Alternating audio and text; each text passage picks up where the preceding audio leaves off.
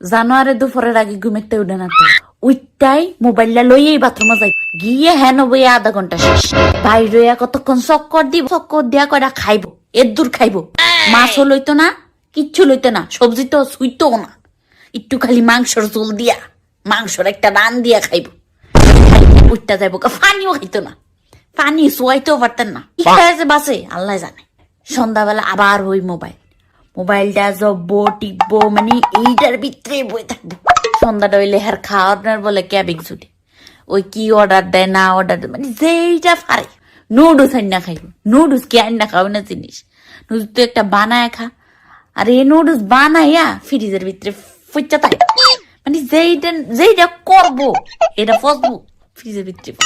সব রুমের light fan জ্বালাইয়া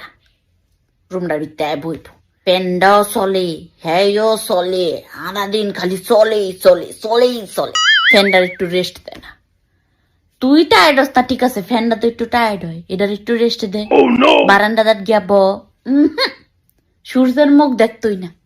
হ্যাঁ ঘরই থাকবো রুমের ভিতরে বয়ে থাকবো পড়তে তো বইতই না আরে বইডির ভিতরে তেল্লা চোরা মাকড়সা বাসা বাইন্দা জাল বানাই প্রত্যেকটা দিন গোটার ভিতরে ফার্সেলাইয়া পড়বো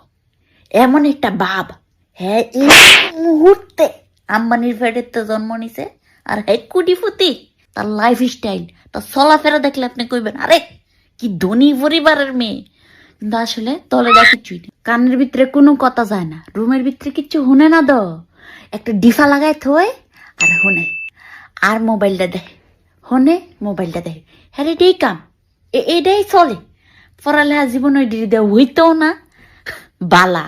এদিনে বালা হ্যাঁ একটা কাম কোনো রকম করে লাইলে আর গরমে কোটি হন যাইতো না এক সপ্তাহ মানে কোনো রকম একটা কাম করে লাইলি সারলো মাতার বেনে এমনি বালা ছোটবেলায় খুব বদলা ছিল আস্তে আস্তে না জানোয়ার হইছে যত বড় হইতাছে বুদ্ধি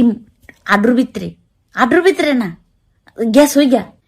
এরপরে আবার যখন খাইতে মন চাইব ফাতিলটার ভিতরে মাছ সবজি দেখলে